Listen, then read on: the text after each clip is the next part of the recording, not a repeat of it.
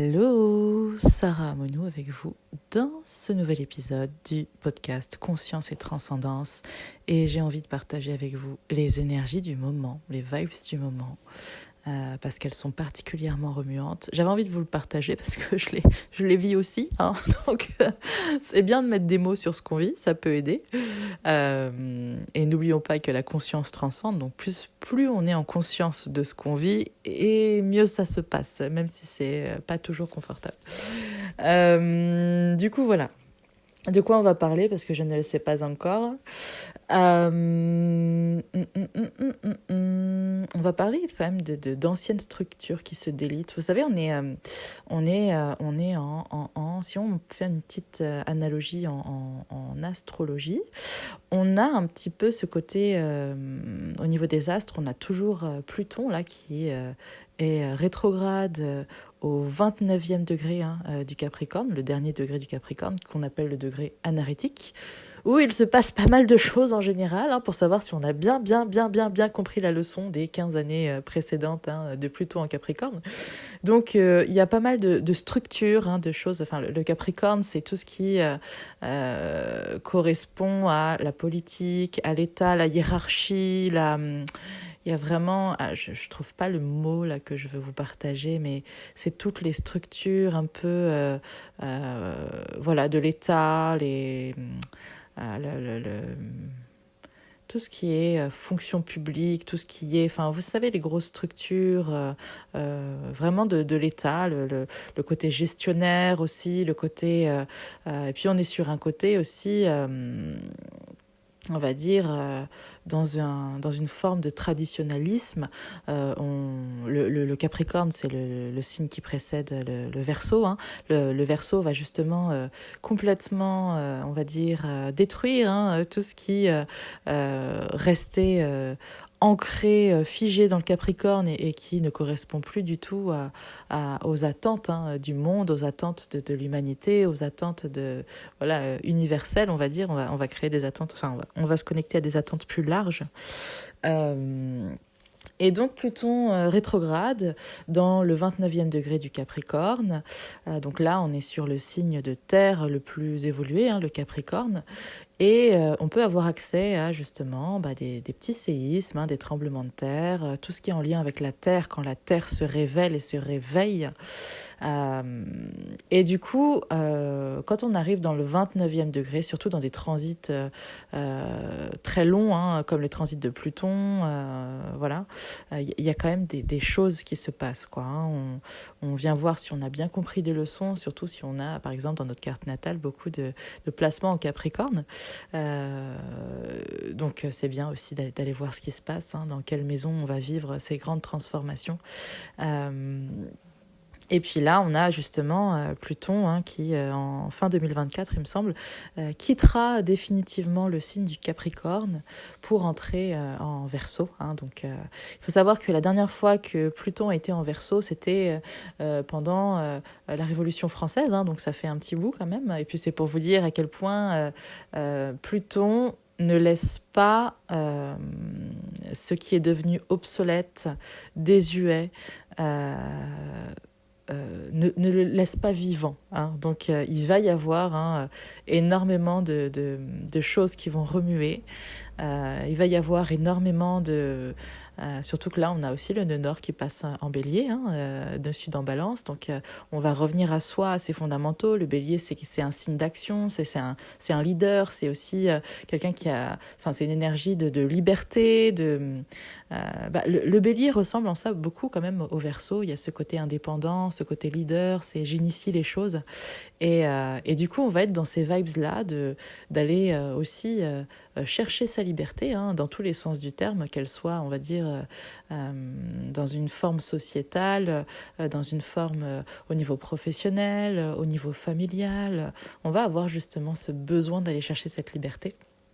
Et le Verseau, Donc on entre aussi dans l'ère du Verseau, hein, donc c'est pas pour rien aussi toutes ces, j'allais dire ces conjonctions, cette conjoncture où Pluton va entrer en Verseau et où on va avoir accès justement à ces, j'ai presque envie de dire avec le Bélier, le nœud nord en Bélier, à des pulsions de liberté.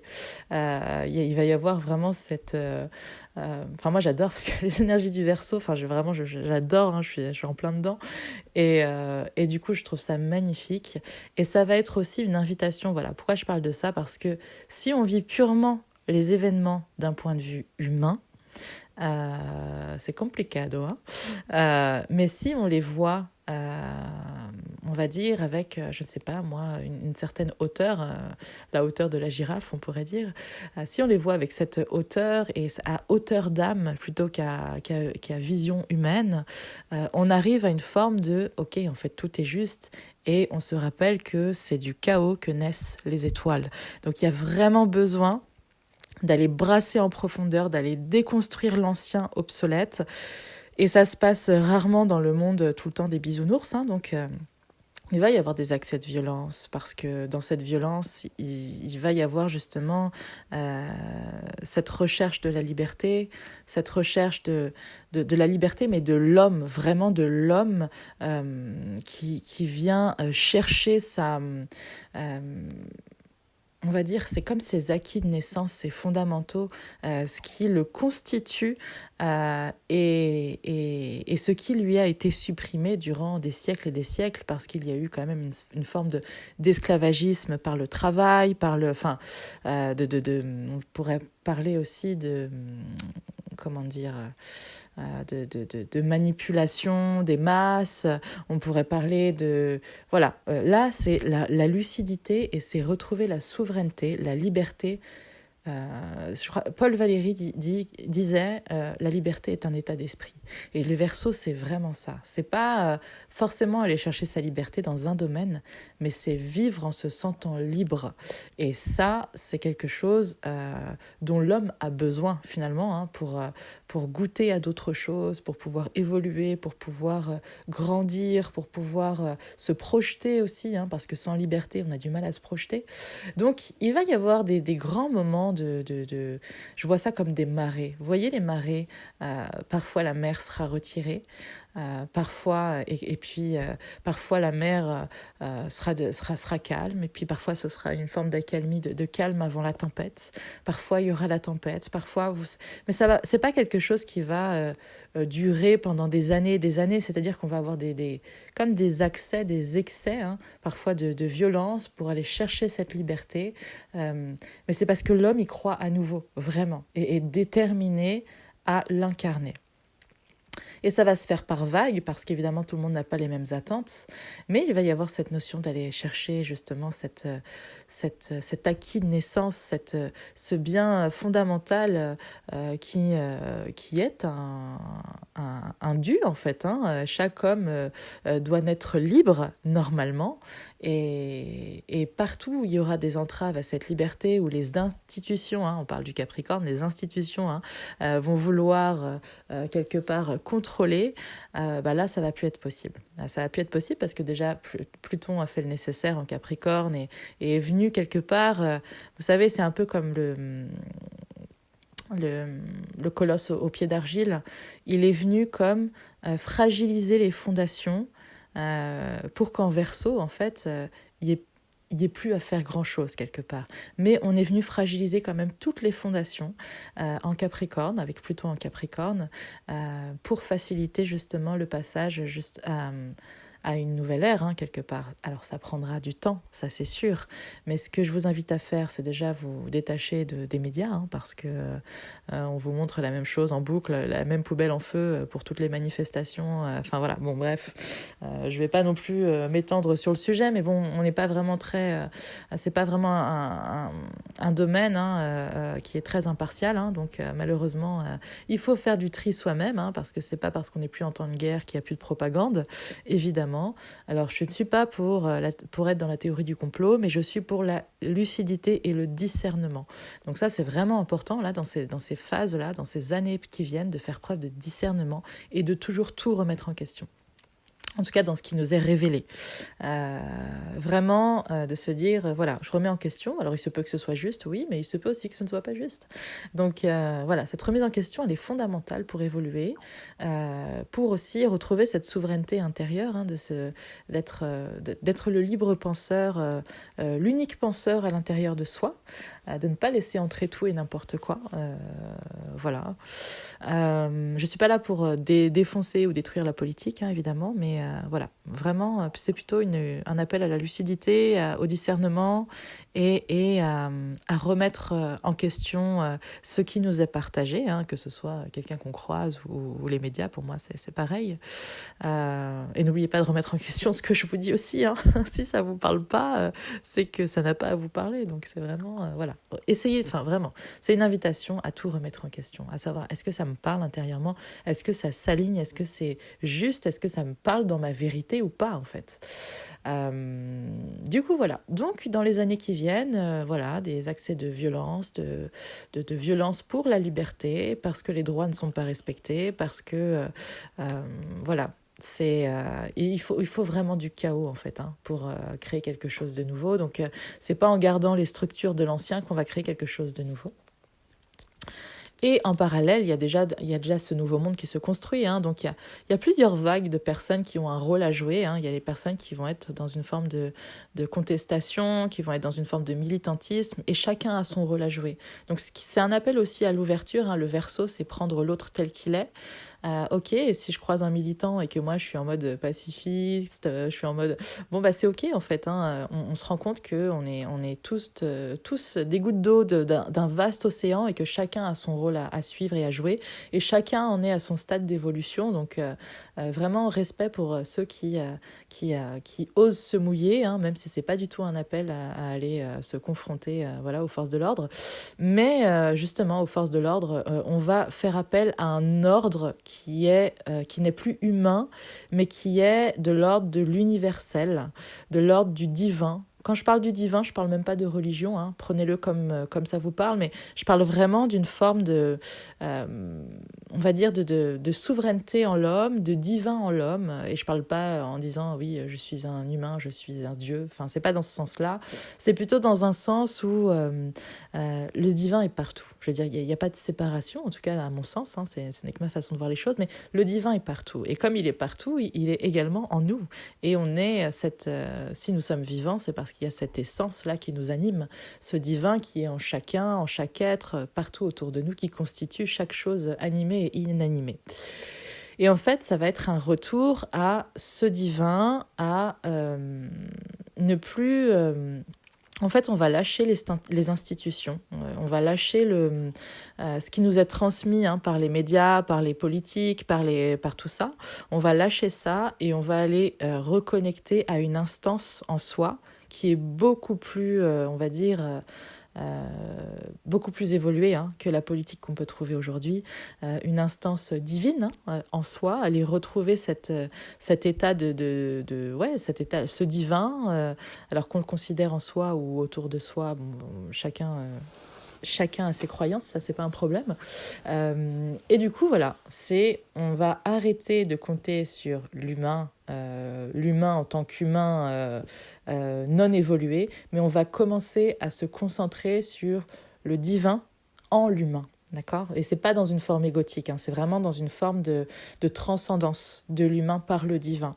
Et plus on va être dans cette écoute intérieure, cette justesse, cet alignement, plus on va connecter à plus grand en soi, plus on va évoluer individuellement et plus on va faire évoluer le collectif, hein, parce que dès qu'il y a une personne qui gagne en conscience, elle facilite l'accès à cette conscience au collectif. Donc il y a vraiment, on joue sur les deux tableaux, à la fois individuel et collectif, toujours. Donc même si nous sommes une goutte d'eau de ce vaste océan, chaque goutte a son rôle à jouer, chaque goutte fait partie de quelque chose qui le dépasse et qui l'anime à la fois.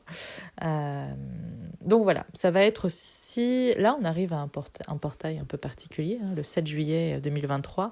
2023, si on additionne 2 plus 2 plus 3, ça nous fait 7. Donc c'est une journée 7-7-7. Et là, il se peut qu'on ait aussi besoin de, de se recentrer, de s'extraire du monde, d'être dans sa bulle. Hein, c'est un peu l'ermite dans le tarot de Marseille. Vraiment ce besoin de solitude pour mieux écouter sa vérité, pour mieux écouter sa voix, sa petite voix, son intuition. Donc n'hésitez pas, si vous ressentez le besoin justement de vous couper du monde et de vous relier à votre monde intérieur, loin de tout le brouhaha externe. C'est vraiment une invitation à plus de soi, à être à l'écoute de ses besoins, à s'entendre, à se bichonner, à se chouchouter, à se questionner aussi sur les besoins auxquels on ne répondrait pas au quotidien. Donc il y a vraiment ce questionnement-là. Donc si vous avez besoin de vous reposer, même de beaucoup dormir, parce que on nous envoie aussi des énergies qui sont très denses en ce moment pour déconstruire l'ancien. Tout ce qui est ancien a une énergie qui est assez dense. Et il nous faut des énergies suffisamment denses aussi pour déconstruire ce qui a été aussi dense.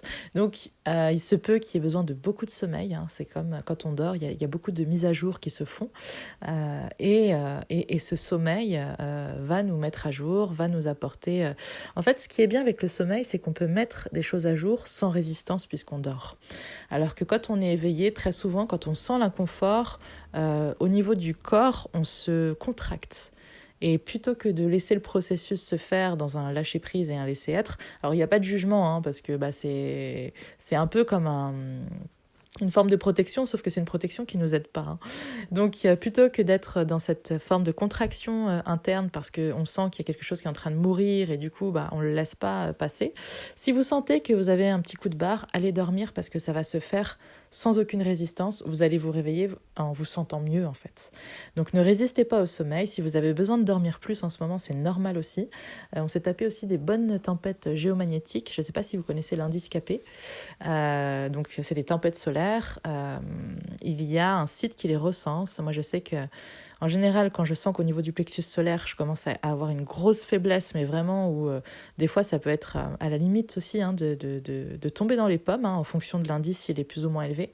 Donc si vous êtes sensible à ça, je vous invite aussi à regarder.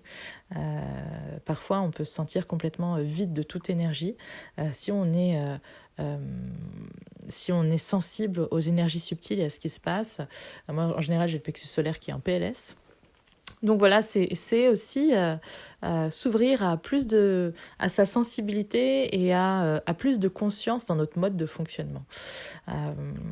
Et plus j'apprends à me connaître, et plus j'apprends à être au contact de l'univers, parce qu'en moi réside... Quand je dis en moi, je parle de l'humanité, je ne parle pas de moi spécifiquement, mais en nous, quelque part, réside l'univers. Donc plus j'apprends à me connaître, à être au contact de qui je suis, dans ma vulnérabilité, dans ma douceur, dans ma...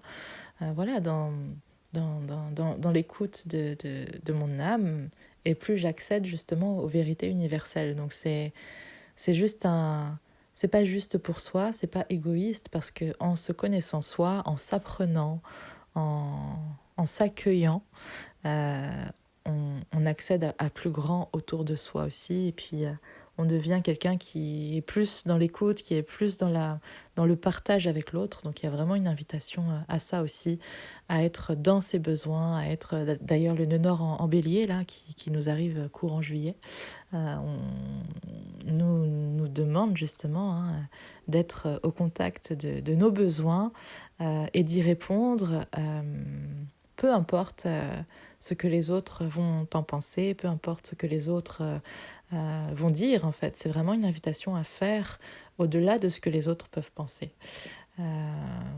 Voilà, donc c'est toujours pour aller vers plus de conscience, plus d'amour de soi. Parfois, même si c'est un peu chaotique dans les énergies, parce que là, vraiment, ça fait... on est sur des montagnes russes par moment. Sachez que ça finit toujours par passer. Donc, essayez de vous ancrer vraiment profondément à la terre. Vous savez, c'est comme un bateau en pleine tempête. Essayez de jeter l'ancre pour ne pas être pour ne pas être complètement ballotté sur les rives. Voilà, il y a vraiment cet ancrage à maintenir pour que les choses se passent au mieux Et c'est ok si je suis pas bien, et c'est ok si je suis pas dans la joie, et c'est ok s'il y a une grosse tristesse qui remonte, je l'accueille, je prends le temps de l'accueillir. Soyez vraiment dans cet amour, quoi. Il y a vraiment cet accueil, cet amour de soi, dans cette ouverture de ce qui remonte, même s'il y a des choses, parce que là on a eu une pleine lune en Capricorne, il se peut aussi qu'il y ait pas mal de mémoires autour de la famille qui soit ressortie. Plutôt que de mettre le couvercle, je vous invite vraiment à accueillir et à laisser sortir tout ça. Voilà, si ça revient, c'est que vous avez tous les outils, l'énergie et la conscience nécessaires pour libérer tout ça. Hein. Les choses, elles ne reviennent pas par hasard à un instant T. C'est vraiment la continuité de tout un travail qui s'est fait en amont. Donc, je vous invite à accueillir, hein, aussi inconfortable que cela puisse être, à accueillir tout ce qui émerge des profondeurs et voilà, à faire la lumière sur ce qui a besoin d'être éclairé et juste à être dans l'accueil, hein, sans jugement. Ok, ça remonte, c'est que c'est là pour une bonne raison, ça a besoin d'être... Ok, j'ai besoin de conscientiser quelque chose et savoir que ça va me faire grandir tout ça. Ça va m'apporter une certaine maîtrise, ça va faire en sorte que des situations soient pacifiées et du coup ça va changer aussi ma réalité parce que plus à l'intérieur de moi je vais pacifier des zones qui n'étaient pas éclairées, qui n'étaient pas pacifiées, plus ma réalité va devenir pacifiée en les pacifiant du coup.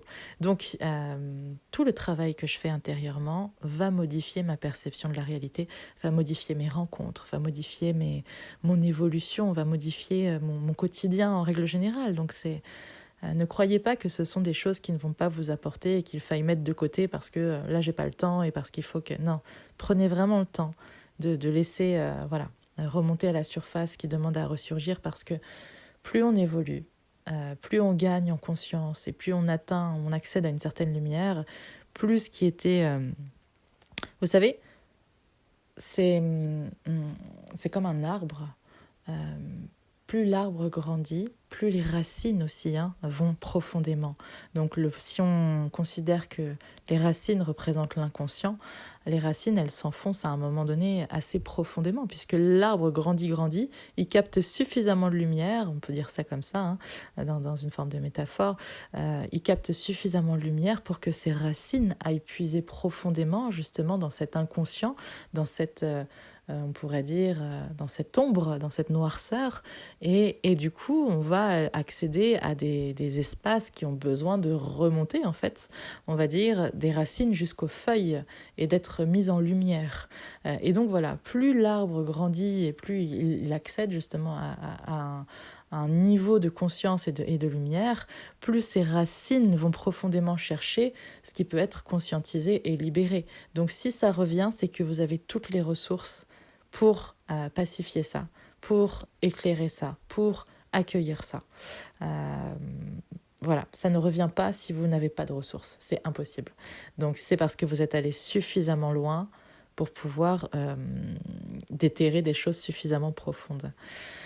Voilà, donc c'est un chemin d'amour de soi, d'inconfort et à la fois de moments extatiques, j'ai envie de dire, parce que plus on va puiser en soi, on va dire que c'est pas le chemin de tout le monde, mais je pense que si vous m'écoutez, c'est qu'il y a peut-être quelque chose qui résonne. Et plus on va puiser en soi, plus on a accès à des joies et des états de conscience qui sont extraordinaires. Donc tout ce travail accompli en amont paye. Il apporte des cadeaux, mais en termes de rencontres, en termes de... c'est juste extraordinaire. Et oui, il y a des moments qui sont très, très inconfortables, où on meurt et on renaît inlassablement, et où l'ego meurt aussi d'une certaine manière pour laisser place à plus d'espace pour notre âme aussi. Donc voilà, c'était un peu les énergies du moment, et puis les années, et peut-être même les peut-être 20 années à venir là qui vont être un peu remuantes, un peu chaotiques, mais ce sera pas tout le temps comme ça. Il va y avoir des moments d'accalmie quand même. Donc voilà, c'est un appel à plus d'amour, à plus de conscience, et puis surtout à accueillir les choses telles qu'elles viennent sans les juger, quoi. Parce que on a pu vivre des choses qui sont suffisamment difficiles. Si quand elles remontent pour être pacifiées, on l'amplifie, on rajoute un jugement dessus, c'est pas nous aider en fait. Donc moi je vous invite vraiment surtout à à observer, à devenir un observateur de ce qui remonte sans juger. Ce n'est ni bien ni mal. C'est là, ça a besoin d'être accueilli, point. Ça a besoin d'être accepté, accueilli, pacifié. Ça n'a pas besoin d'être jugé, surtout pas. Donc voilà, c'était pour partager les petites vibes du moment. J'espère que ça vous aura parlé. N'hésitez pas à me dire ce que ça évoque pour vous, tout ce qui ressort. Moi, je vous embrasse bien fort et puis je vous dis à tout bientôt dans un nouveau podcast.